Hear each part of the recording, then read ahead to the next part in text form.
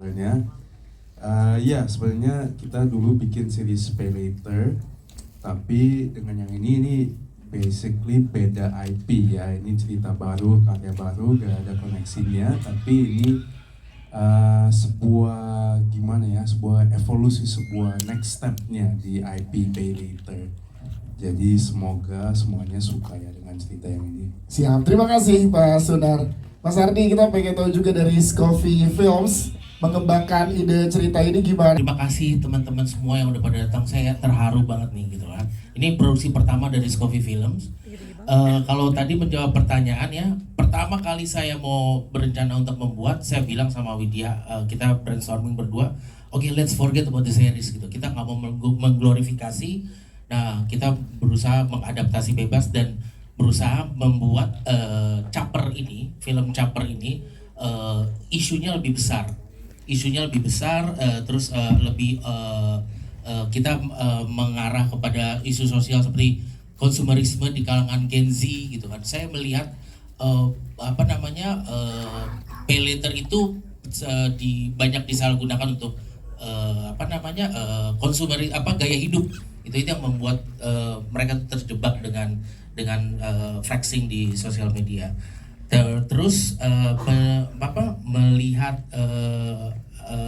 kemudian kita mengembangkan filmnya, kita mencoba untuk mengembangkan karakternya gitu loh. Jadi karakternya itu lebih sebagai perwakilan dari para urban masyarakat kelas bawah gitu. Ya. Karena kan ini fenomena pinjol kan juga sangat masyarakat sekali kan. Nah ini gimana ngobrol sama Mbak Widya untuk riset dari cerita dan lain-lain Mas? Gimana tuh pada saat ngerisetnya dan ngelihat ini fenomena sosialnya kan masih kenceng banget nih tentang isu pinjol ini. Iya, kita kan berusaha untuk membuat karakter-karakter itu yang karakter orang-orang kalah yang terjebak oleh sistem tapi berusaha untuk melawan, mereka terus bergerak gitu kan. Nah itu yang kita coba kembangkan sama Widya, bahwa kita di film ini kita harus tidak boleh bersedih, tapi kita harus mentertawakan nasib dan melawan sebagai orang-orang yang kalah, kita melawan sistem yang sudah ada gitu. Jadi kita tidak kita berusaha untuk sebagai orang-orang karakter, sebagai perwakilan dari para Gen Z, supaya terus bergerak melawan itu. Halo semuanya, terima kasih sudah datang untuk melihat official poster dan trailer. Jadi sebenarnya aku senang banget karena Scoffy itu menjadi rumah yang nyaman untuk filmmaker terutama filmmaker muda gitu ya. Jadi proses brainstormingnya sangat menyenangkan.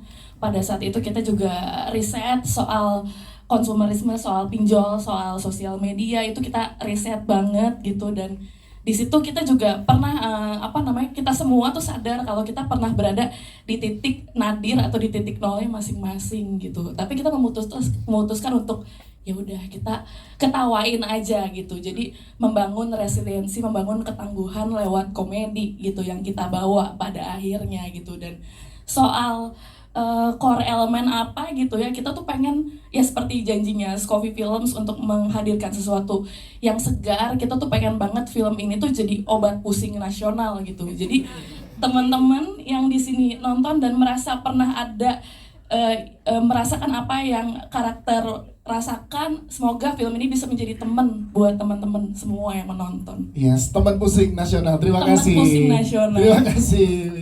Kalian tahu ini nggak? Yang Talk on You. Nah itu Devano kayak gitu. Saya bilang karena yang Talk on You zaman dulu, lo nonton film Indiana Jones The Last Crusade, itu ada River Phoenix, rambutnya seperti itu. Nah lo kayak gitu gue maunya gitu, alay-alay gitu. Jadi gue pengen rambutnya tuh gondrong sebelah, poninya sininya pendek.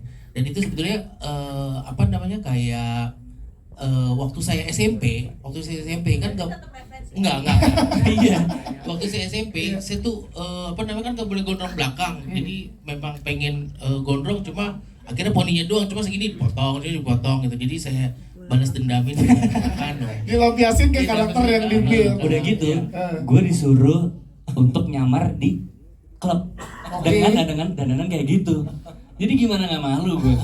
Jadi workshop itu memang begitu gitu loh. Jadi saya kasih tugas ke Devano untuk memakai pakaian untuk jadi DJ Smile atau Mail, terus datang ke klub yang memutar lagu-lagu fangkot, terus dia jadi DJ di situ. Jadi tidak boleh